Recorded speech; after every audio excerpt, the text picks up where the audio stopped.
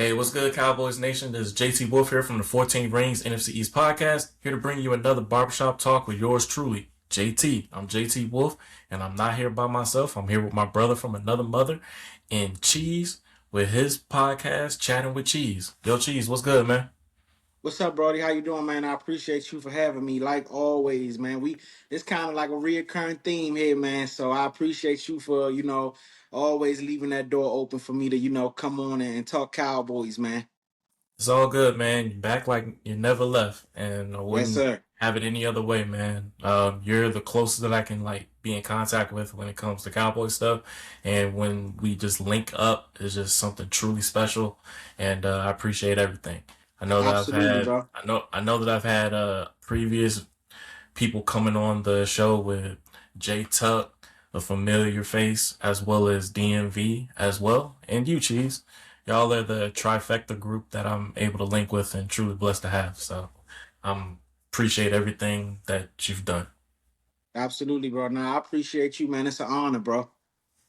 For real, for real. And with that being said, we're gonna go ahead and touch base with Dallas Cowboys content. We have the NFL draft coming up tomorrow. So we're getting this episode in mega late, but save the best for last. Absolutely. And before we start with the mock draft for the Dallas Cowboys, we're going to touch base on some news that happened the last couple of days. And Cheese, 2 out of 3 that I said from free agency ain't bad, right? 2 out of 3. No, that's not bad. That's not bad. So We did me and you discuss free agency? We talked about free agency, we right? we definitely did. It was like an Oh, hour long conversation where we were okay. figuring out who should stay and then who we should pick up. I didn't get I, anything correct on who we should pick up, but 2 out of 3 on who we re-signed. So yep. basically, Javonte Williams was the Devontae first, Williams. Brandon Aubrey recently, Yep. and now we're waiting on the Pickens situation where he has yet to sign his franchise tag. So, how do you feel about the Pickens situation, real quick? As far as Pickens goes, it's kind of like I'm kind of up and down with it. For Mm-hmm. me, I just don't. I don't want to run into another Michael Parsons situation. I definitely want to keep George Pickens. I think that we seen what he did last year. We know what he's capable of in that offense with Dak Prescott as his quarterback. But my only thing is, I think we just know at this point how the Cowboys operate. I don't think they want to pay him quite as much as CD or more than CD. So I think that's where the dilemma is going to come in. We know his agent, David Mulugeta. We just went through a whole saga with him last year. I just don't want to go through that situation again. Now Stephen Jones came out today and said that the plan moving forward is uh they're not even going to discuss a long-term deal. He's going to officially play on the franchise tag. So I don't know the way I'm looking at that as it could be on the one side of things because I have been hearing about wide receiver being a possibility tomorrow at 12. So I'm looking at that as if they take a receiver, could George Pickens be on his way out? Or I'm looking at it that George Pickens maybe is comfortable with playing under the franchise tag on kind of like a prove it type of thing. And then they go ahead and revisit those conversations next year. But right now I'm really up in it. I'm really up in the air with it because I want to keep him. I want him. I want him on the team, but at the same time, I just don't want to go through. I don't want to go through the whole off season with questions about him not showing up to certain things, and I'm not in the mood for that right now. So it's kind of like 50-50 with me. Oh, I got you, and I definitely understand with that, but also know it's a business decision. But I think this is beyond Pickens in this regard, where I think the Joneses have a true beef with Mulugeta leading from the Michael Parsons situation, and I think it's gotten like super personal. And with that being said, it could definitely hurt Pickens in the long run, but I could also see them doing a situation where drafting a top notch receiver in this draft. And when I do say top notch, there's a few names in this draft that these receivers are legit. Very Pickenish Pickens esque. And with that, it's gonna be something that, okay, if we're looking to replace Pickens, it's gonna push a lot of pressure on him and his group because the Joneses want to maintain leverage. And with that, with them wanting to maintain leverage, means getting a guy in here who's a dog, just like Pickens, where maybe they can sway Pickens away from Mulugeta to take a team friendly deal. Now the question is, Pickens had one of his best seasons this past season. So you got to look at his work there. Was this like a one hit wonder? We don't know. But with him playing under this tag, we may not see the same Pickens that we did last season. I agree. And for that, you got to figure out, okay, is he going to be making those circus catches? Is he going to be jumping like some out of NFL Street, or what's going to be the case with that? Is he going to put his body on the line like he did last season? Exactly. Only time will tell. Yeah, But because oh, oh, go ahead. when you look at it like that, and I mean that those are some great points because he may look at it like, okay, yeah, this is a tag and I'm getting paid or whatever, but am I going to really risk go that extra mile?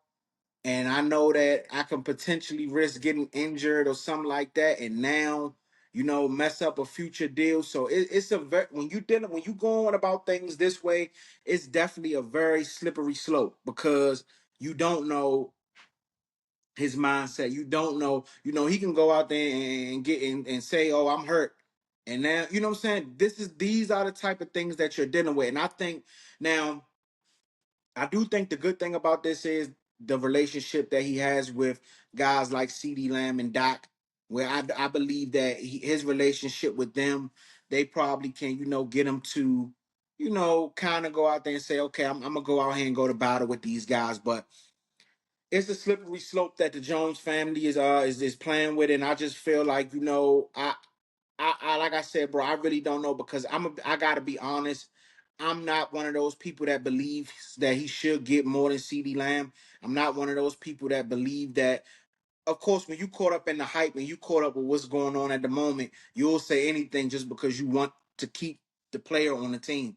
But when you look at things from a business standpoint and from a team standpoint, I don't think that you can just break the bank, be willing to break the bank on him just by something that we seen for 1 year. If that makes sense what I'm saying. Now, if he comes back on the franchise tags and does the same thing, now he has no argument. Now is no discussion. You've seen what I can do. Now it's time to either get me paid or we could find somewhere else to move on and things like that.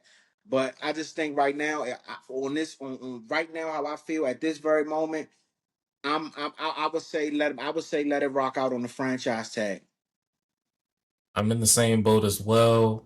Just stick it to the Joneses and be like, yo, I can do this again. And hopefully his agent can be like, all right, go out there, show him again.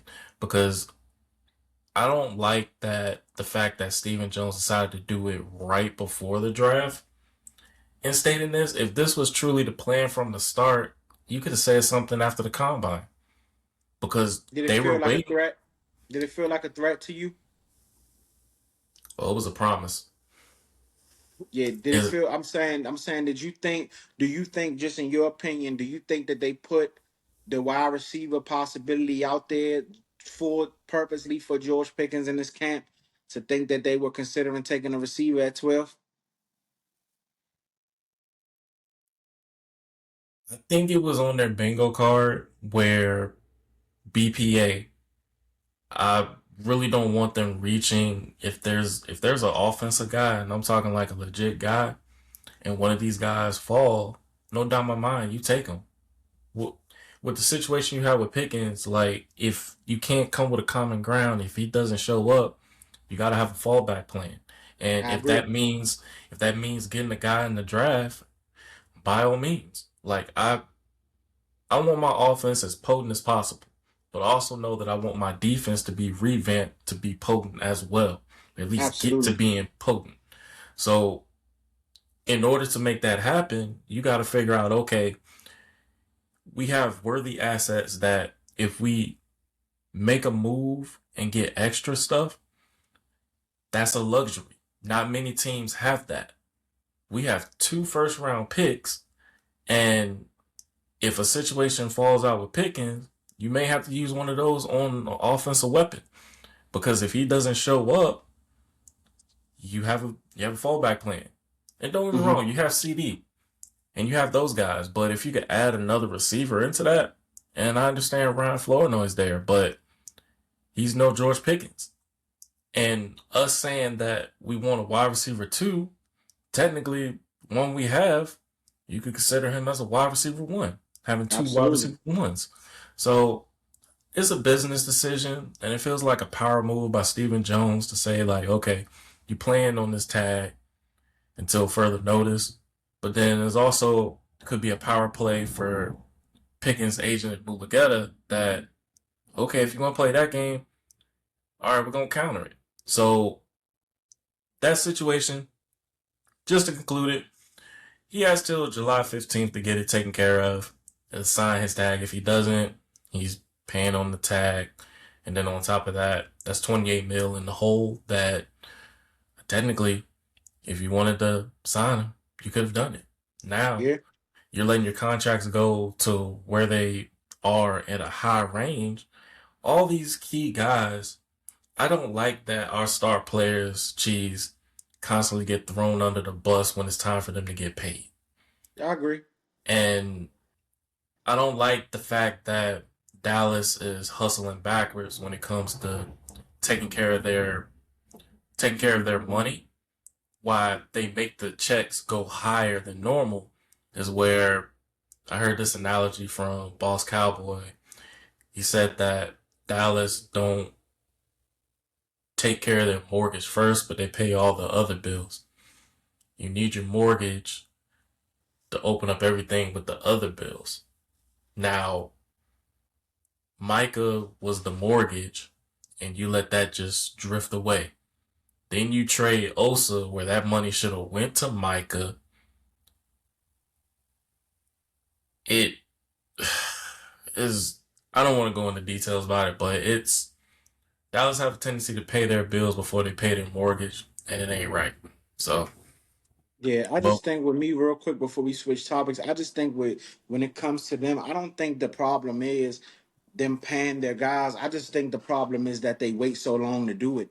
Like I mhm. don't like the fact that I always gotta constantly keep hearing people speak about Doc making 60 million. Like I understand it's a lot of money and some people may not think he's worth that, but at the end of the day, when a team waits as long as the Cowboys does to decide to pay me, now I can take you to the cleaners because I know what are you gonna do? It's like, what are you going to do? And we've seen them. They waited to pay Doc. They waited to pay CD. They waited to pay Zeke. It's like all they guys is like they wait, and when you wait to pay, you ultimately end up paying in the long run. I don't want to hear, oh, we can't pay two top wide receivers or nothing. We watching the Eagles do it. Yep. We watching uh uh the Bengals do it. Texans Texans Texans. just did We it. watching the Rams. Now the Rams, I don't know because they about to have to break the bank for Puka, so they could be different. But there's a way that it can be done. It's just all depending on what the Joneses, how far the Joneses are willing to go to make it happen. So that's my last thoughts on the whole Pickens thing right there. No, I definitely understand, and you hit a nail on the head when it comes like they pay their guys early, and technically you got to make sure you pay your star guys by April. You seen like the Detroit Lions, they paid all their guys in April, Yeah, so they had nothing to worry about going into OTAs and then leading into the training camp. Now Dallas, they wait, they push their contracts to July all the way up to week one. You already got a cloud hanging over the team before the season even start. And then exactly. I think Steven just added that cloud before we start the draft. So it's Yep. just those things they just gotta take care of and clear up. It's just nonsense. All right. Okay. So we're gonna do all 7 rounds, and we're gonna do the big board for PFF. So with that being said, we're gonna go ahead and get things started with the draft, and let's get it popping.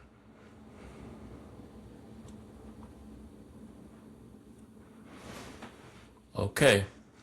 So we have a trade with Carolina, shifting from pick 19 and 51 for our number 12 and 180.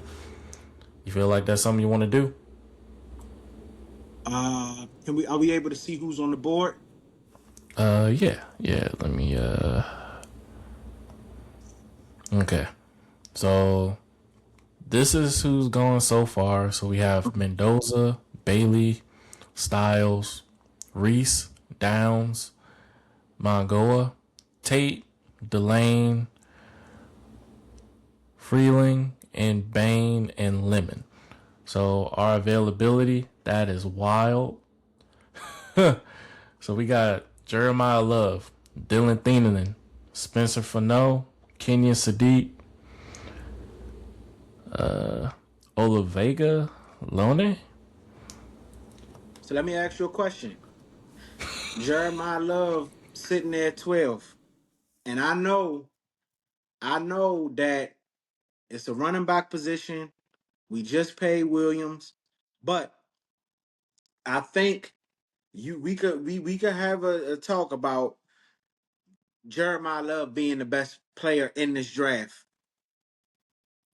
So for me, Cheese. I'm so taking for Love. so for me, yeah, I'm pulling the trigger. If Jeremiah Love is there at 12, I'm taking him, and I'm just going to figure it out from there. But if Jeremiah Love makes it to you at 12, I'm taking him. Same here, man. I've done mock draft after mock draft. This is the first time I seen Jeremiah Love fall to 12. If this is saying from the draft guides, go get your guy. Say less. Thank you, draft guides. Yeah, Jeremiah we're loves gonna to we're gonna pick. we're gonna take Jeremiah Love. Okay. So we have pick 20 and 92. Detroit wants those for pick 27 and 46. You want to see who's available? Let's see who's available first. I might be intrigued by that. I might be Okay. I might be intrigued by that one. Alrighty. So from our pick, Thieneman, Sadiq, Fano, Leon, CJ Allen, Aviana Terrell, Jordan Tyson all went before Dallas' next pick. Oh So man, our Jordan Tyson was available at 12. mm-hmm. Woo. Well, He yeah. I mean, fell to 19. He fell yeah. to I'm still 19. not. I'm still not mad about taking Jordan Love, but I didn't like Jordan Tyson. That might have been a discussion right there. But okay, go ahead. Let's see who's who at All 20. right. So we got our needs are corner, linebacker, safety, edge, and offensive tackle. We Mhm. have Jermod McCoy, Akeem Mesidor, Emmanuel McNeil Warren, Keldrick Falk, Omar Cooper Jr., Blake Miller, Cassius Howell, Caden Proctor, and Caden McDonald, TJ Parker. So at that spot, now I'm just shout out to my guy Brian Broadus. I watch a lot of his stuff. Same, So same. what Salute. Brian Broadus said yesterday, when I watched his stuff, what I heard him say was that he believes that we are out on Hakeem Mesidor because honestly, I would consider that at 20, but I think that they're saying due to his age and stuff, they may be out on him. So I'm gonna kind of use his philosophy. So I believe that they're out on McCoy. I believe a lot of teams are going to be out on McCoy due to his injury and people and stuff going on with that. So I would say no to McCoy. I would say no to It's a Mesidor. possibility he might be out for the upcoming season Yeah, with so his that's what I'm injury. saying. I think a lot of teams will pass on him. So I will be out on Hakeem. I will be out on Mesidor. I will be out on McCoy.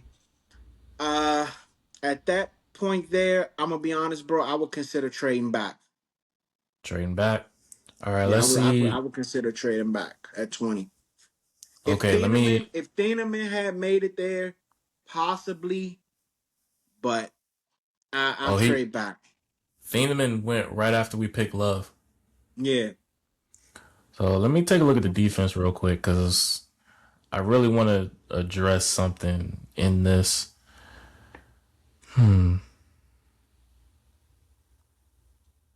Do you feel like any guys that you feel like may fall to the second or third, you wouldn't mind picking at 20?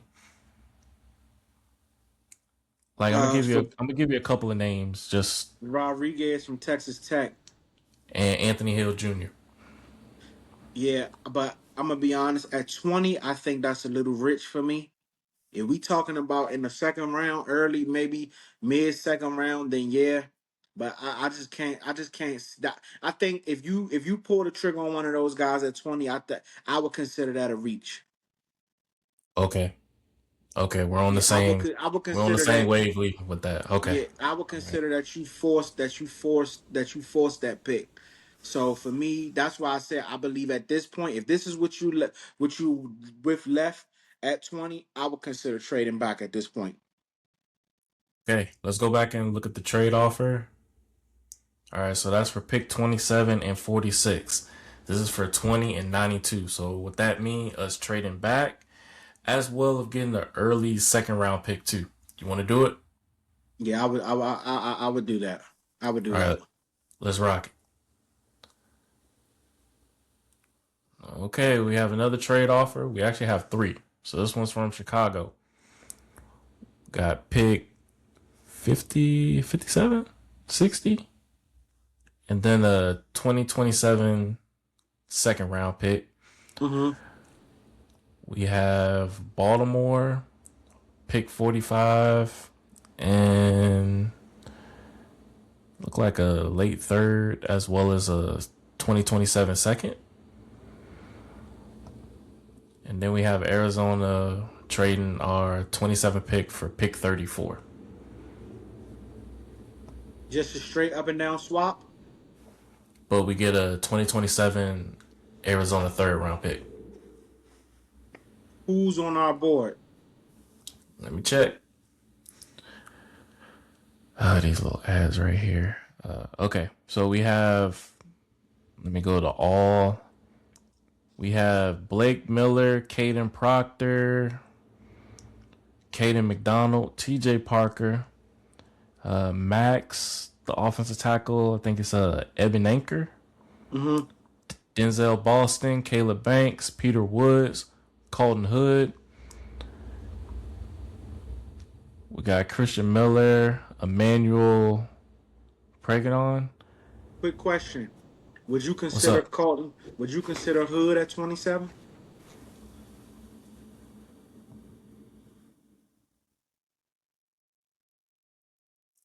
He fits the mold of the type of size corner that Christian Parker is looking for. Let's see.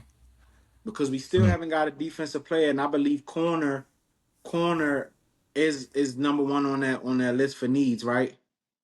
Yes, it is. And I believe at this point he probably would be the best corner. He probably would be the best corner available, right? Let me check for you. Let's check. Yeah, we have him. Then we have Brandon, Brandon Crease, and D'Angelo Pons. Ooh, Pons is Indiana, right? Yes, sir. I like Pons, and I think Pons was on the 30 visit, if I'm not mistaken. I Oh, that'd think be major Pons. if he is. The I only thing think, is for him, he's undersized, but he plays as if he's a bigger corner. He's very but I think for the instinctive. cow, I think for the Cowboys, do you think we will be considering going? Look, when we talk about corner, I think that they're looking for a nickel. Mm-hmm. They're looking for a nickel.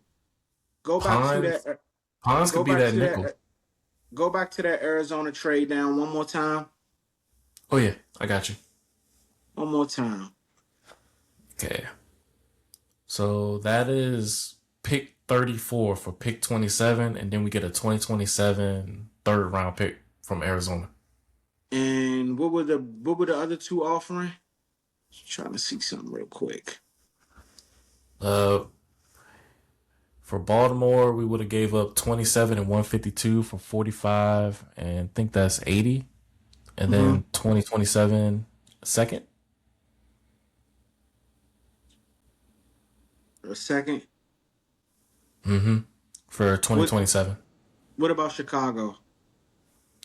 Chicago was 57 and pick 60, and then 2027 second for pick 27. Okay, so would you consider going back with Arizona? Would you consider going back for Arizona and taking Ponds there? I believe he'll still be there, but did you want to take a look at linebacker real quick? Yeah, go ahead with Actually, I got a linebacker. question for you. How you feel about linebacker on our roster at the moment? I just think it's a lot of question marks. I think Shamar James had flashes last year. I think he had flashes. I think he's serviceable. Mm-hmm. We know what Overshown is. I think Overshown is very good. The only concern with Overshown is the injury. You don't know if he can give you a full season because we haven't seen it. And this is why I feel like the Cowboys, I think people got comfortable and happy that they did something the first day of free agency. But the way I'm looking at it, I still feel as though they didn't do enough. Like I feel like if you go out and do enough in free agency, then you don't even run into these problems in the draft because you can constantly go best player available. There's no way in the world to me they should have walked out of free agency without a single linebacker. I feel that. Yeah. I definitely feel that. Okay, so what we'll end up doing, I think going for that trade with Arizona would be a best fit because if we do decide to go D'Angelo Pons, there's a possibility he could still be there. And we'll only have one, two, three, four, five, six picks. I would say let's Is Rodriguez still available? yes. He's around 45. Hill is still available? Wait, repeat. I'm sorry. Is Hill still available? Yes. Would you consider either one of those guys at that Arizona pick if we was decided to trade down? Or better yet, before you answer that, are you comfortable with either one of those guys at 27?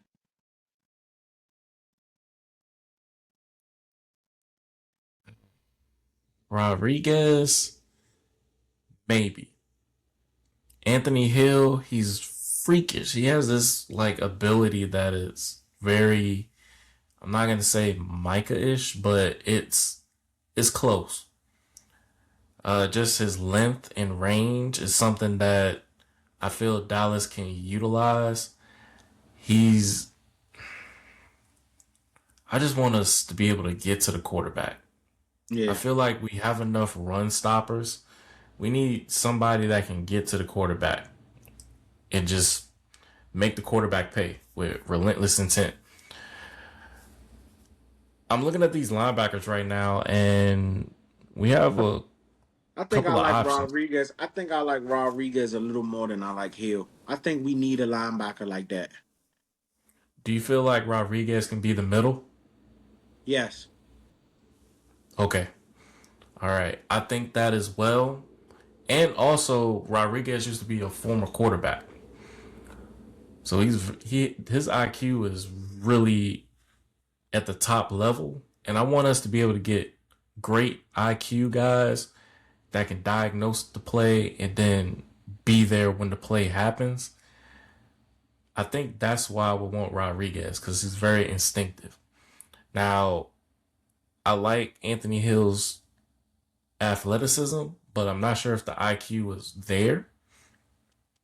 I'll throw another I'll throw another player in. Actually two. No, I take that back. Actually three. So we have Rodriguez, Jake Golday, Josiah Trotter, and Kyle Lewis. They're all available. Have you seen any film on those guys? I think I seen Trotter. I'm not too sure about the other two, but I know Rodriguez, Hill, and Trotter. I think I seen all three of those guys. I'm gonna be honest, Brian. I know like the main people, like, you know what I'm saying. But as far as like going deep diving in the draft, that's why I'm on here with you. But for the most part, I kind of got like, you know what I'm saying, for the top guys, the top guys. Okay, cool. So I'll touch base on a few of these guys real quick. Kyle Lewis, he's a linebacker, but he can play. I feel like he could play safety if he wanted to. Hmm. He can go sideline to sideline. He can drop back in coverage. The dude is he's phenomenal. The only thing is he's a little undersized for his height, but he's that undersized with height, bigger, but he moves as if he plays safety. Hmm. Now, I like that he has the multiple ability, but do you feel like that'd be something that Dallas could utilize where he plays linebacker, but he can drop back in coverage to cover the slot, he can cover the tight ends, he can do different stuff. Like you can move him around, almost like a chess piece. Well, if I'm looking at Christian Parker and what he's used to coming from Philly, those linebackers can move sideline to sideline. You can match them up on tight ends. You can do things like that. So I'm assuming he's going to be looking at guys that he can move around the chessboard and can do different things. You feel what I'm saying? Not just be stuck to one thing. So from the way you're describing him, he sounds like somebody that could fit that system, fit that mold. Right. Now, the only thing is they got him going to the third, and we still got to pick 27.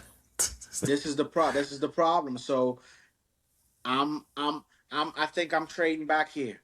I think I'm trading back here because none of the guys that only way I'm making this pick is if it's Hood from Tennessee. If it's Hood from Tennessee, which I have heard the Cowboys may have a little interest from. If you cool with that, we can go Hood. But we talking about Pons and Rodriguez and those boys. I'm not comfortable picking them, and I'm not comfortable picking them in the first round. I will move back to the second. Okay. You want to make that trade with Arizona? Yeah, let's go ahead and make the trade with Arizona. Okay. All right, All no right, we more got trades from this point on. deal, deal, deal. No more trades from this point on. So what we All looking right. like? Okay. So we're at pick 34. We have Colton Ooh, Hood. We have Brandon Creasy and then D'Angelo Pons. okay, Colton Hood still there. Mm-hmm. Go to my linebackers. Okay.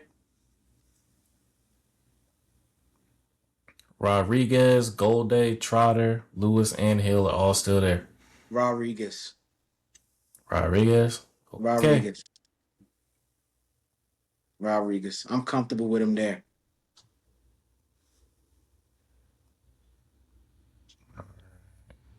What pick are we here? We're at pick 46. What's my cornerbacks looking like? Ooh. We got Keith Abney the second. We have Kalante Scott from Miami. We have Traden Stukes from Alabama. But they're like deep into the third. Now I'm not gonna lie to you. I heard some things about Keontae Scott out of Miami, and I think there was a little bit of interest there. If I'm not mistaken, don't quote me on this. He might have been a 30 visit. I don't know that a Keon- hundred. Yeah, I Keontae don't know that. Scott. Yeah, I don't know that to be 100% accurate, but I know just by me watching and listening, I've been hearing his name floated around a lot. Now, the things that I heard about him was he wasn't the Mhm. best cover guy, but he was a thumper, and he brought, he brings that edge, kind of like a Jordan Lewis kind of type. Might be a bit more of a thumper than him. I'm gonna be honest, bro. At that spot, I might pull the trigger on that one right there. Okay. Let me take a look at safety real quick.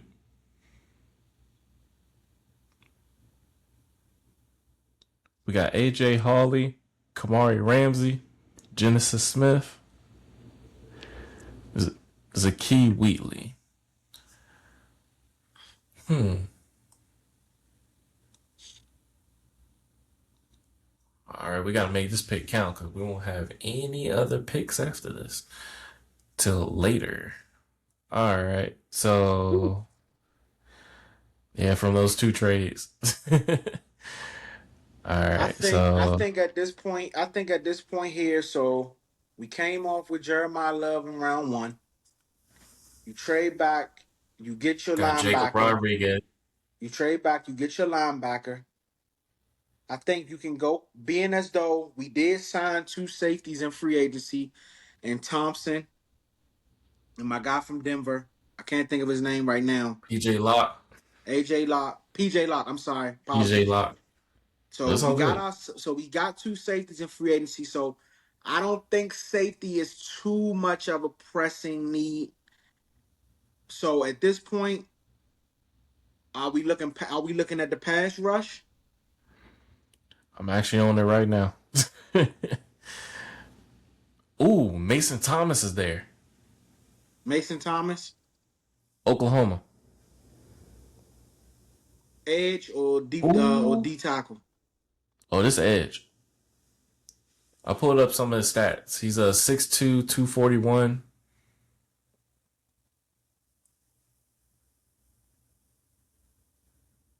Stats are pretty good.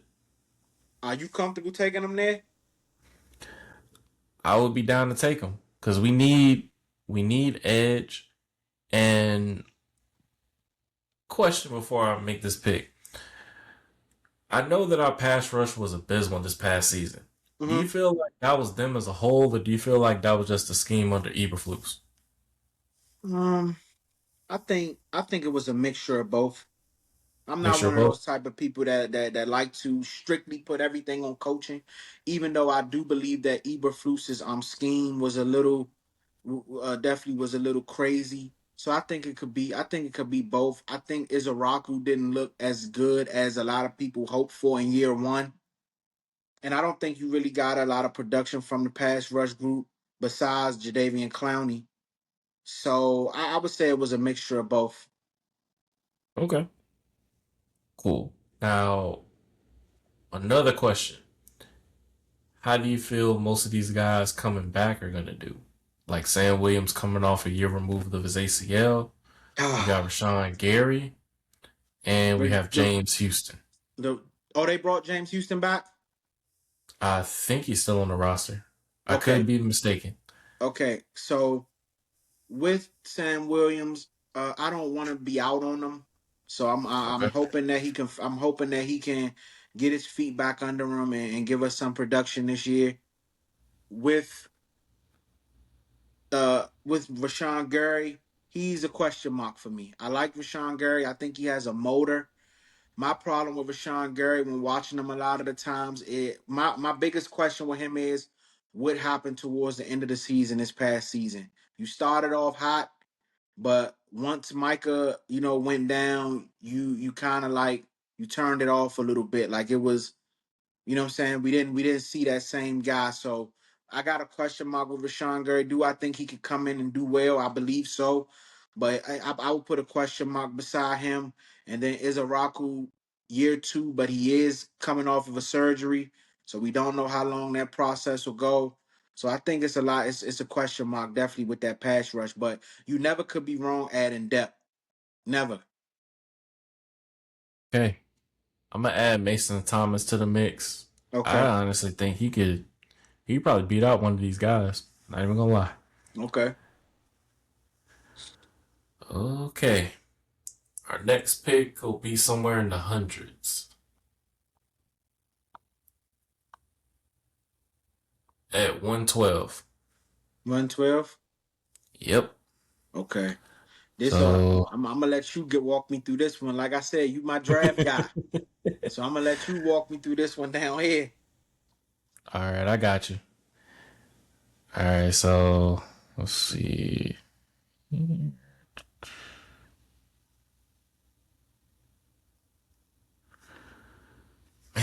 Hopefully there's a receiver left. I'll really hope. Let's see.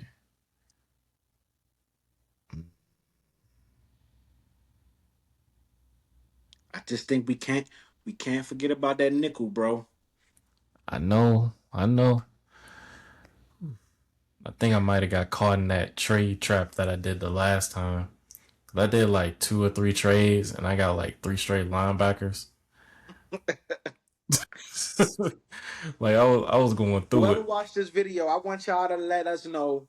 Do y'all believe it? We might have should have passed on Jeremiah Love at 12. I don't want to say that, but I'm kind of feeling like that right now. Now that we get into these defenders, man, and it's kind of like, oh No, my god. uh, like I know that we needed that RB1 duo from last season, and I'm not sold on Jadon Blue. I'm not sold on Phil Maffa, I mean, but either. it's it's Jeremiah Love. Like he's a home run hitter. You can check down. Yeah, You, I just I'm seeing very DeMarco Murray ish things. Actually, Gibbs, more yeah. of Oh, Gibbs don't tell me that. I with love our Jimmy Gibbs. with that's where I'm looking at. I'm talking Gibbs, Bijan Robinson. Like it's a strong combination. The man is Yeah, 6 foot 214, runs 4.4. That's I'm surprised he fell to 12. And I yeah, believe that in this yeah. draft I that think if that type things of like talent, this can happen. yeah, I think, And fell right in our laps, bro. Like yeah, right there. So I'm not thinking twice on it. I just know that our running back room is secure yeah, because you don't have to put so much pressure on Javante. You got Jeremiah there. He can break the game away with his abilities, and you just need Javante for the bruising yards where you're yeah, not running them into the ground. So I want us to be able to be playing in winter and not chilling in the spring and summer. So if you make that happen with the run game, that'll help Dak so much in that offense, so much. So I ain't mad at it, yeah. but I agree. I we'll, agree. I think if he falls in your lap, you have to take him there. hmm, yeah. I'm looking at these corners, and I haven't like fully looked at all the corners. I looked up all the way up to second and third, but Hmm. I'm living on a prayer for some of these guys that I have gotten a chance to see in my previous mock drafts. And there's a couple of guys here I do like Takario Davis from Washington. He's another guy that I like, and Ephesius Prescott.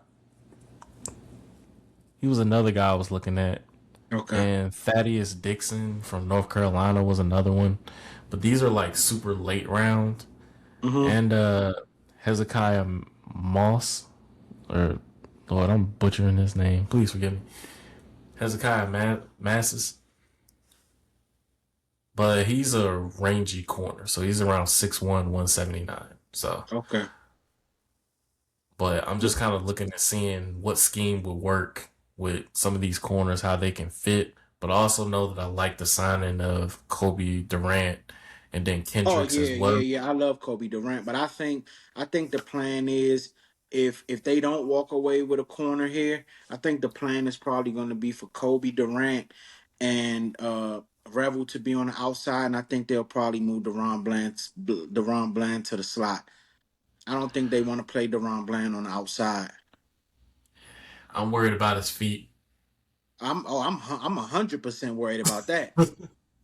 Like I'm to the point now. I'm just like, part of me is like, why we paid him like an outside corner, knowing this dude is better in the slot. And I think he just got pressed into it because of the injuries with Diggs. And honestly, the free ability that they had of just being able to play and just be reactive. I think Hmm. this is more structure based that this could benefit Bland, but I think moving Bland to the slot, honestly, I could see Bland as a nickel. Yeah, I mean, if you he started as a nickel. No, but I'm saying like the big nickel. Hmm. Like I could see him doing that because honestly, if we're looking for a Jordan Lewis type, I think Bland's that but bigger because he'll hit you, The only thing is, I'm not so sure of his feet. I'm honestly to the point now, if things kind of get worse or if other corners beat him out, I wouldn't mind trying him at safety. Yeah, but you know, once they start moving to safety, that's kind of right there. That's kind of you headed to the end. I mean, they did that with Jalen Ramsey, Yeah, you're right. You're right. and he's Only multiple with reason it. why I'm so gun ho on having to walk away with this thing with a corner is because I heard Jerry say that one of his biggest regrets was not paying Jordan Lewis. We looking at Christian Parker, who's coming from Philly, where they were their corners were good. So I think he's gonna benefit off of having a good cornerback group. Like you said, I like the addition of Durant. I think Revel is going to be okay in his second year coming off that ACL. The question for me is just the slot and again Deron Bland and his feet and that whole thing. But from this point, I'm gonna let you handle it because, like I said, I know the top half, but the bottom half. This right here is for the draft experts, and I ain't gonna lie, I would not consider myself no draft expert. Not a problem, bro. I'm Yeah. uh I'm gonna lead us to the promised land. All right, so I'm looking at these linebackers. I'm looking at safety. I think our best bet, if we were to get a safety, we have two that we can go for. We got Bud Clark from TCU, Hmm. 6'1", 188 pounds. He'll hit you. He can drop in coverage. He can be he can be multiple if he wants to. But depending on the situation, if we bring him in, we're also looking at Zaki Wheatley from Penn State, 6'3", 203. He, I think he ran like a 4.6, but he Where's the plays Key Wheatley faster. from? That name sound familiar. Uh, let's see. He's from Maryland. Yeah, pick him. I knew that name. I knew that name sound familiar. I think I'm familiar with bro. I think he might have been number 12, or if I'm not mistaken, or six. I watched a little bit of Penn State. I'm a Maryland fan, so I watch a lot of the Big Ten. Okay. Okay. But nah, Cool. I was just kidding though. You can go ahead and I just said I knew that. Yeah, he's from Maryland. So Oh no, no, that's cool. Even though he ran a 4.6, he plays a lot faster, and I yeah. think he's one of the guys that when the game starts, he plays faster than what his 40 time is. Hmm. And I like that in a player that you don't have to worry about a 40 time. If you got game speed, that's one of the most dangerous abilities you have because you play faster than what you're expected. And Yeah. then players just, they try to underestimate you. But my only knock on him, he's a big guy, 6'3", no 203. The only thing is, I'm not sure if I think he could play strong. I believe he could play strong because we got Thompson to play free, but that's not a bad pick. That could also be. I'm glad you brought up Thompson because he could also be used as drop A him down and nickel. allow him to play at a nickel too. So that's a good point. I'm glad you brought him up. Yeah, and that also brings to my attention that if Caleb Downs falls, do you think Dallas Without would a get doubt. him? Okay. Without a doubt. Okay. That's my favorite. That's who I want. That's who I want. I want Caleb Downs. I want Caleb Downs. If Caleb Downs is dead, I pray they run to the podium. Yeah. Yeah, we got to make it count for sure. Okay. Yeah, I'm kind of scanning through this real quick, trying to get through this draft. Okay, so hold on, I'm about to blow this up a little bit. My eyes kind of playing tricks on me.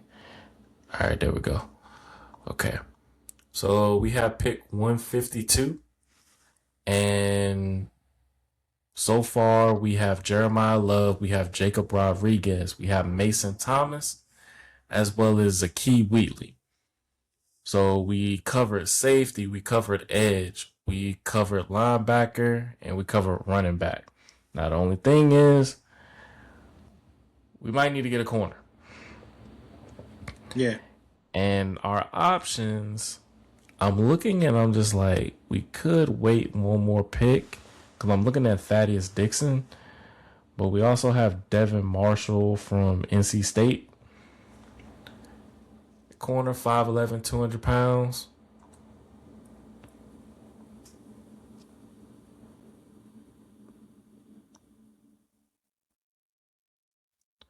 I'm just thinking of just the mold on what they're looking for. And we got Revel, we got Bland. Those are our tallest corners.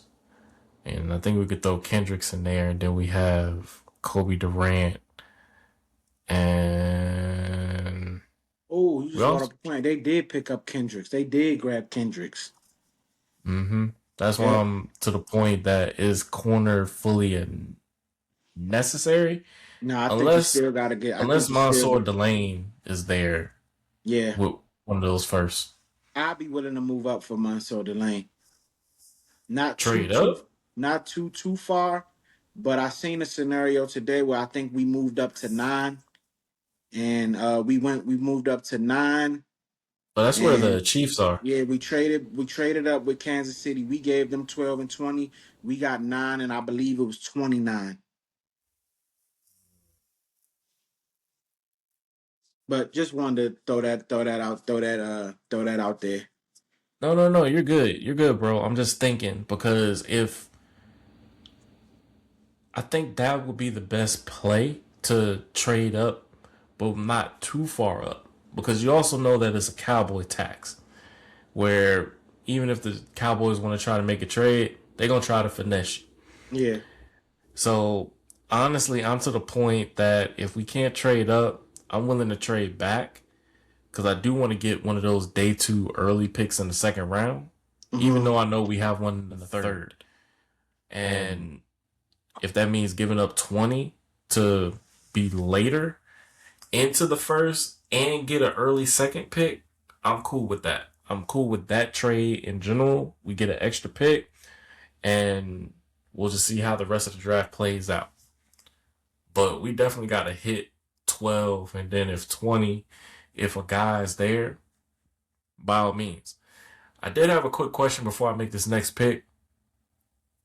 If you're looking at the two corners, some of these corners in this draft remind me of Darren Woodson, and one of them is flashy while the other one isn't.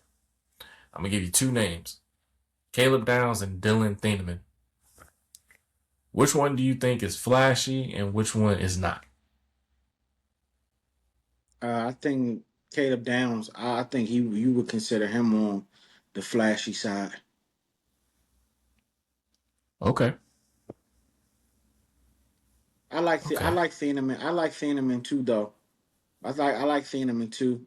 Uh, I just with Thieneman, I think he's that lunch pail hard hat guy. He's gonna be there. He's gonna make the right plays. He's gonna he's one of those type. He's a Jeff Heath kind of guy. okay. Now, I don't know if you heard the most recent episode from Crown Global Media. They did an interview with Dave Campo. When Campo was talking about just the safeties in general, he took Thieneman over Caleb. And the reason for him is that you can move Thieneman all over the field. He has the speed, but he'll also hit you. He's also bigger than Caleb Downs, and it's something that you feel like you get a lot more out of than Caleb. Caleb makes the tackles, but he's not like a big hitter. But he'll make a tackle. He'll come down and hit you. But Thieneman will just pop you. And that's with the speed and his size and stuff like that.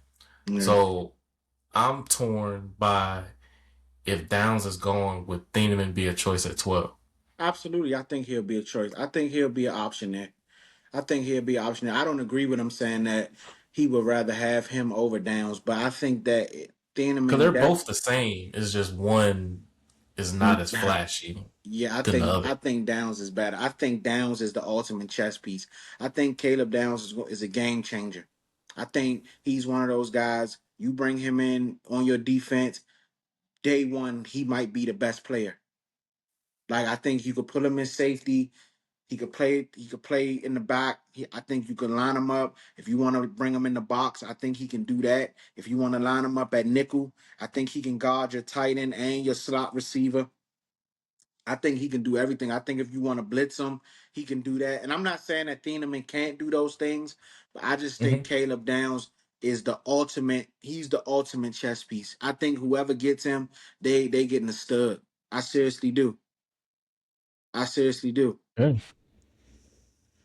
Alrighty. Our next pick, I'm going Max Llewellyn. You heard of him? No, what school? Iowa.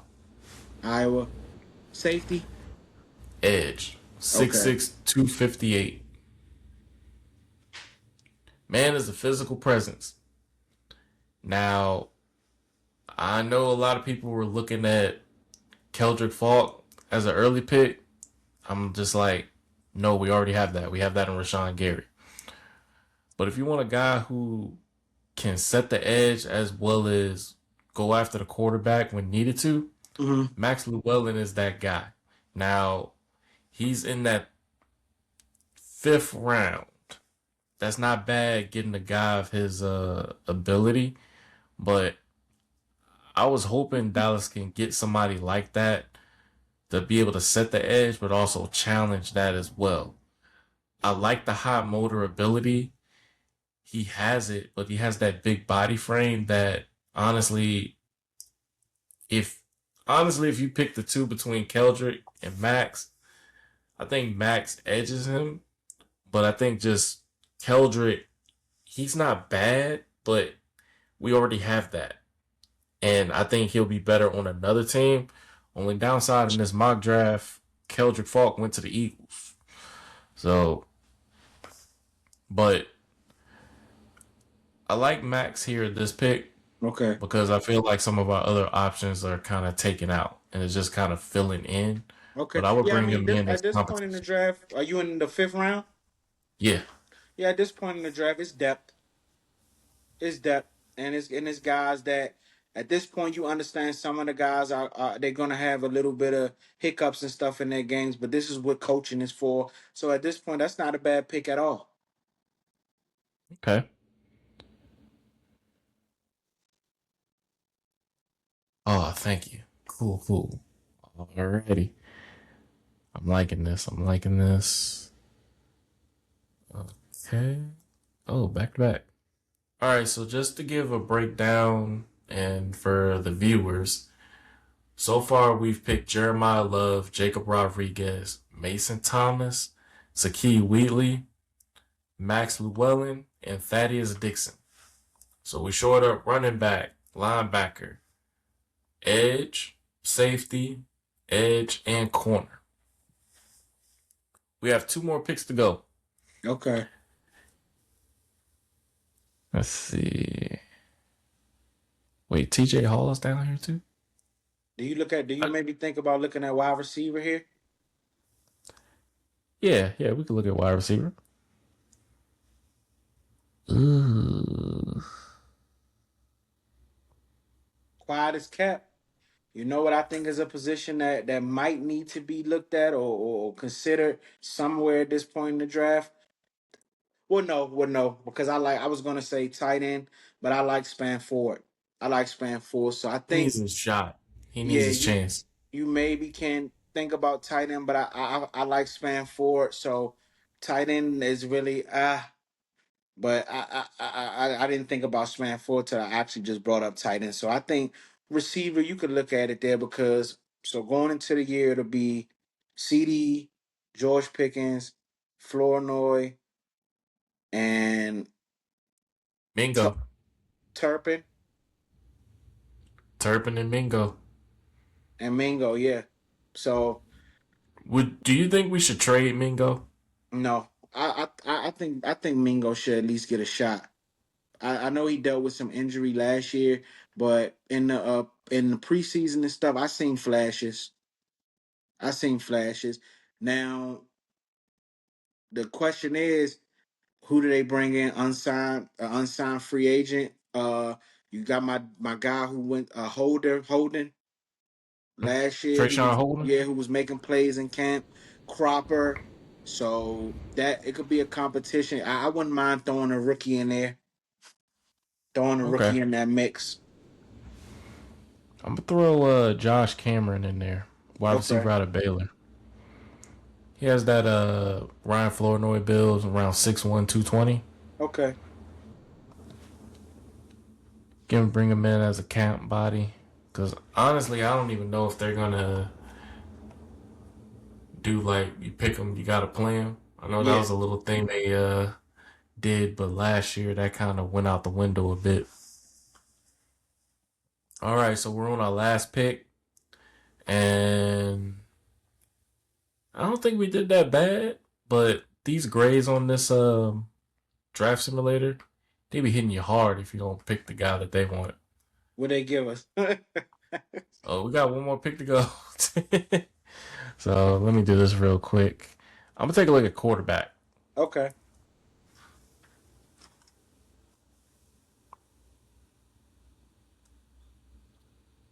Hmm. I like Haynes King from Oh Georgia yeah, Tech. from Georgia Tech. Yeah, I like him. Jalen Daniels is a guy 6'1", 219. He's he has speed, but I want someone that's like almost to the line of what Dak is.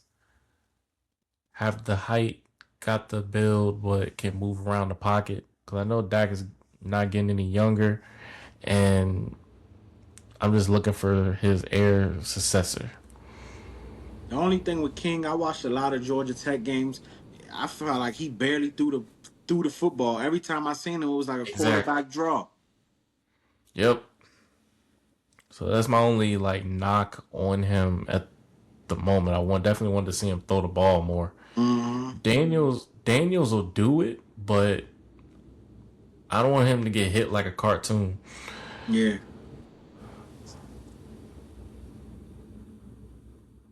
Or we can go Taylor Green from Arkansas, 6'6", 227. That's almost Trevor Lawrence-ish. Yeah. Yeah. He got a build. Well, this is the last pick. I'm just going to pick that. All Okay. right, we're good to go. So I'm going to see what this grade looks like real quick, and we'll Fingers crossed.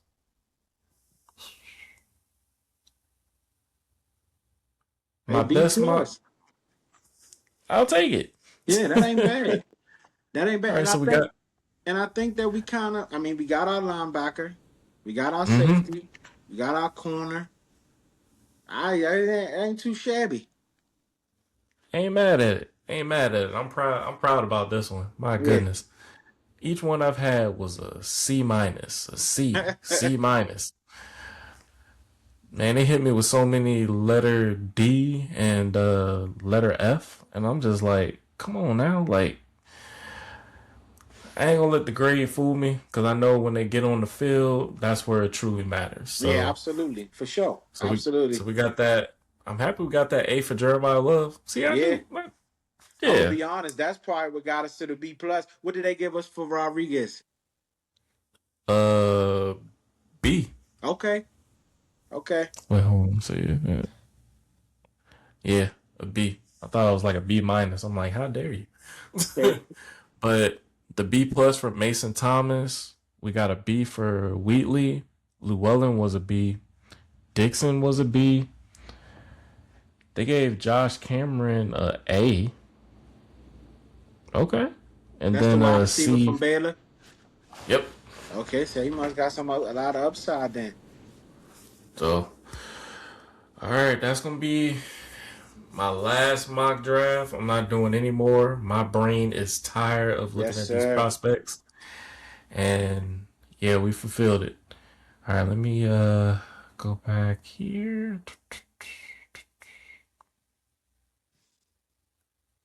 Oh, let's see. All right, there we go. All right, that was the Dallas Cowboy mock draft. We handled it correctly. We did a great job on it. And geez, out of those players that we did end up drafting, Hmm. which which guy besides the first round pick you think will make an immediate impact?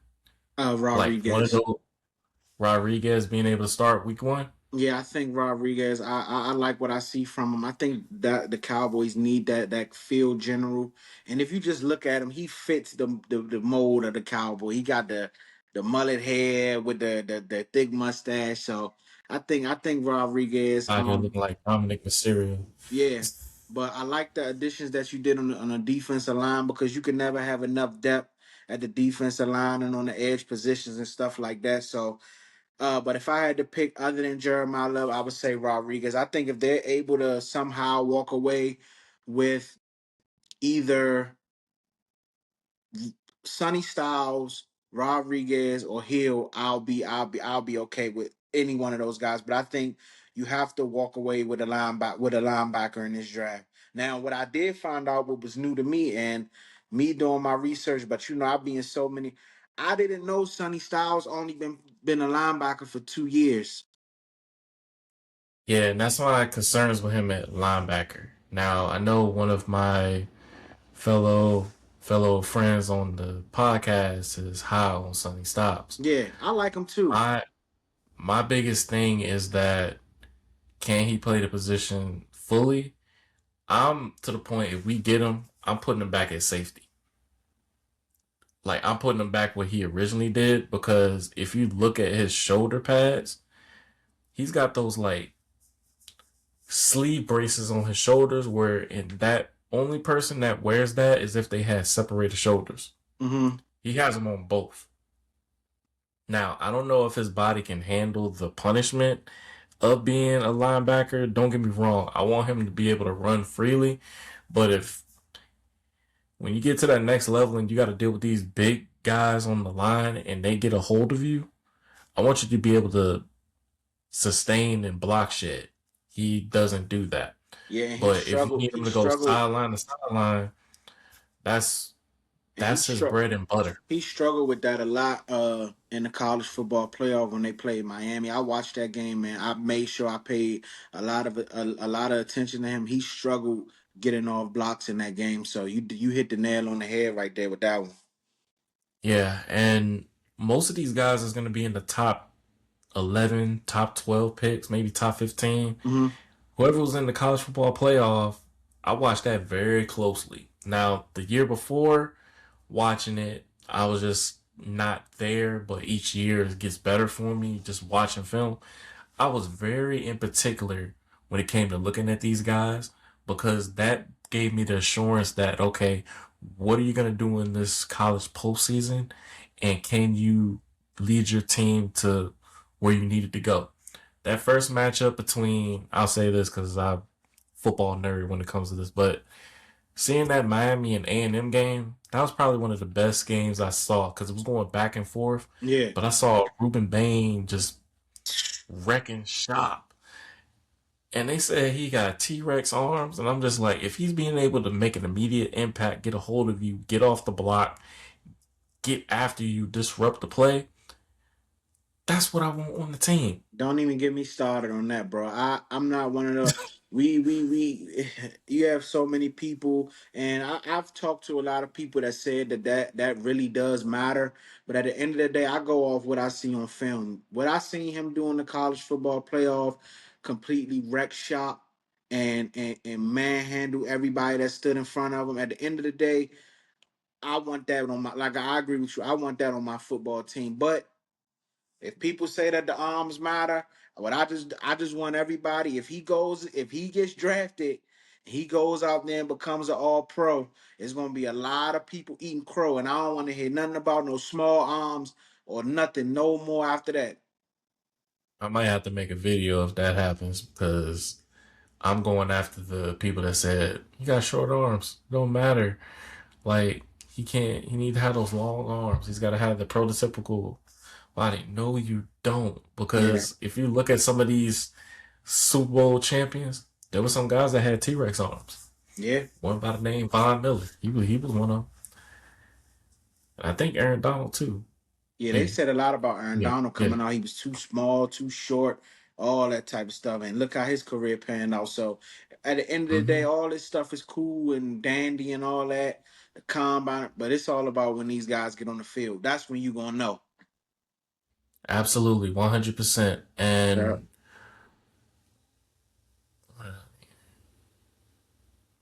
there was something I had thought about. Yeah, from the Miami A&M game, Cassius Howell and Ruben Bain were the guys I was looking at. I was also looking at Mesidor as well. Hmm. I think, excuse me, Mesidor has his age is definitely a factor, but I think he has his man body, but for some reason it's not fully showing what he can do on the field. But he definitely, him and Bain were the main guys doing the media impact and stuff.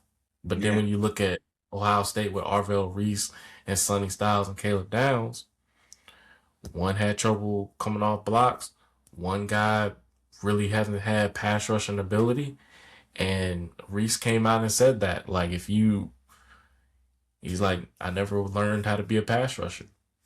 Okay. So if they're picking a guy of that, you're going to pick a guy that you don't have an immediate plan for.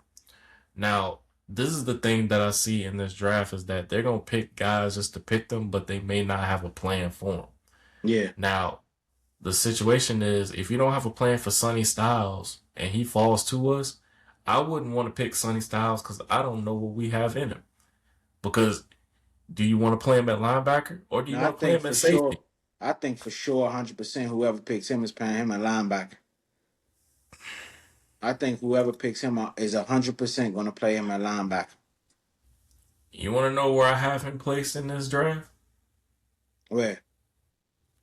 I got him going second, Second what? second round, second Nah. round. Nah. He ain't that far. Look, it very end of the first, early part of the second. Nah. And it was just, I don't know, for some reason, when I was hearing other people, I went and looked at the film myself. I kind of agree with some of them because you could say if he had more experience at linebacker, then by all means, but he's he's still learning. Now, do you want the freakish athletic ability? Are you gonna have enough time to teach him, knowing that you I need think an when it immediate comes to him, impact you just now? I think when it comes to him, you gambling on upside. It's who's ever willing to gamble on the upside. It kind of reminds me of Isaiah Simmons when he was coming out. They were telling you about all the different things that he could play, and it's all about who's willing to gamble on the upside. I think now, if you say that it's a possibility Sonny Styles could fall out of the top 10, that's possible. But I just think it's whoever is willing to gamble and take a chance on. We believe in his upside and that this could be a guy that we can look at to be a future all pro or something like that, then I could see where that happens. The measurables speak for themselves, but also like you said, he's a freakish athlete, sideline to sideline. I think if he gets under the right toolage, I definitely think he could be special at the linebacker position. But again, it's all depending on who's willing to take a chance on his upside. For me, that's how I'm looking at it. Okay. And one more question. I know I have a lot of these questions that I'm trying to get out of my system because I have a certain amount of questions for our NFL draft coverage tomorrow. With Dallas at 12,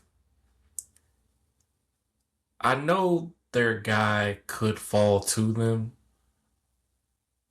but I'm curious that do you feel like they're going to reach at 12? Or do you think they're going to let whatever happens fall in place for 12? I think whatever's gonna happen.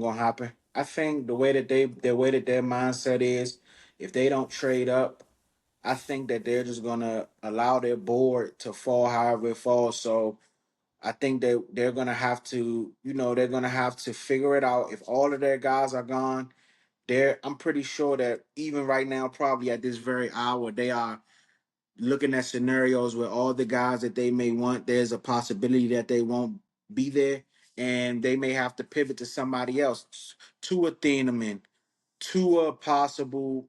You never know whoever's the best offensive player available.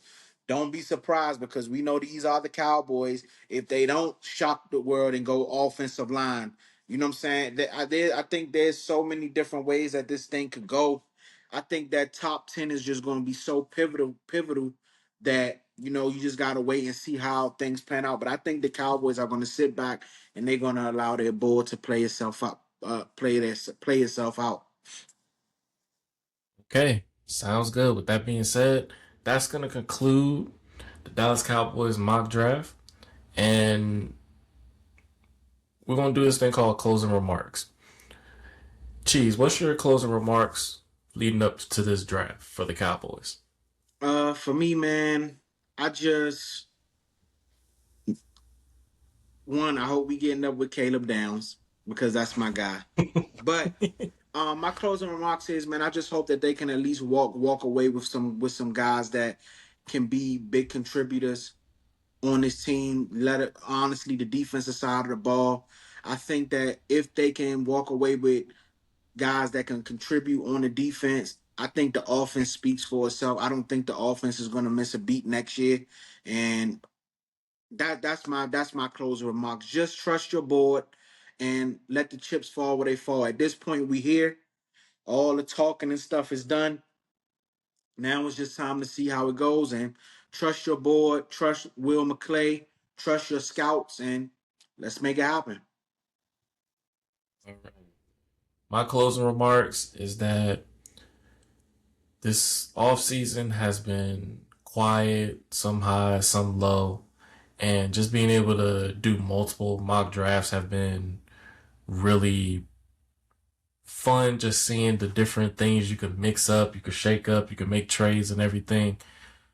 I believe Dallas is going to make the right decision on what they do by just staying put and letting the board fall to them. And there's options. My biggest thing is do not reach. The last two drafts, I don't think they reached with the first pick, but they just kind of let it fall to them. Mm-hmm. And we have two first round picks. I know for a fact 12 is going to be secured, but that 20, we may end up trading back later into the first round and getting an early second round pick. I firmly believe that. But with that 12th pick, if we don't get defense, I think we're going to get an offensive weapon. And I'm ready to shock the world with that because I'm tired of just saying, oh, Dallas need defense, Dallas need defense and stuff. We shored up what we could on defense, but this offensive weapon here, like how the draft happened where if Jeremiah Love fell right to us. Mm-hmm. If that happens, I'm sprinting to the podium. Oh, it's a no-brainer. And if Goodell, I give him the card, I might call it in myself. I might do that. But yeah, if something like that happens, one of these weapons is going to fall to the Cowboys. And Cowboys Nation, I want y'all to embrace whatever happens there. I don't want y'all to think we're going to reach. I don't think that's happening. So we're going to let the board fall where it needs to. If we make a move up, we know our guys there. We're going to go ahead, make that trade, and hit it. But if we don't, we stay put at 12, and everything's going to work itself out. We need to make sure 20 is a pivotal point as well because that first one, that's our home run hit. And then the next one could be a ground roll double or it could be a home run. But with that being said, thank you so much, Cheese, for joining the Barbershop Talk with JT. I appreciate it so much, and I'm just looking forward to this NFL draft. I definitely want to touch base with you after the draft just to see how you feel, how everything turned out. Absolutely, bro. I appreciate you, man, and love everything you're doing, man. And Keep it up, bro. Like you said, like I said, man, it's an honor to come on the platform, chop it up Yeah, with you. appreciate it. And you know what I'm saying? You teach me stuff and I hope, we piggyback off each other, man. But I really Oh, appreciate yeah, it. Thank you. absolutely. Yeah. Oh, not a problem. And cheese, before you go, plug your channel. Yes, sir, man. Channel was chatting with cheese, ChattingWithCheese. I got a bunch of stuff going on as far as interviews, episodes that I drop weekly talking about a multitude of things. You got the NBA playoffs going on right now, along with Sir. the NFL draft. So come check my channel out, man. Comment, subscribe, and top in with me, man. We always got something going on this side, man. Balling, balling. And if you like what you saw under the 14 Rings NFC's podcast, like, share, and subscribe to the channel. We're on the way to our first 1,000. You can check us out on our other individual episodes with my fellow crew, with Philly Cooking with Maurice, as well as Football 101 with Coach Jay, and New York Forecast with Mal. I love those crew members so much. And tune into our live coverage of the NFL draft tomorrow. We're going to be live on the channel. Come on, join in, comment. We'll definitely answer questions and we'll have a lot of different things to talk about. I know I touched base on the Brandon Aubrey extension as well as the situation with the agent and Pickens. So stay tuned for that. Everything's going to be happening tomorrow. Cowboys Nation, stand up, rise up. NFL draft time. And forever, it's our team. We represent the star. We bleed blue and silver. Let's make it count. Let the head of the Dallas Cowboys know they better get this right, because quest for six, I know we say it every year. This time around, we gotta finally deliver. And I know that takes time. You gotta learn how to crawl before you can walk.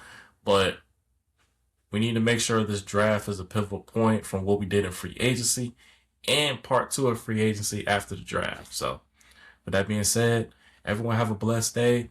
Gear up for the draft. Wear your Dallas Cowboys gear. Represent. Stand tall. Everyone have a blessed day. Much love. JT Wolf out.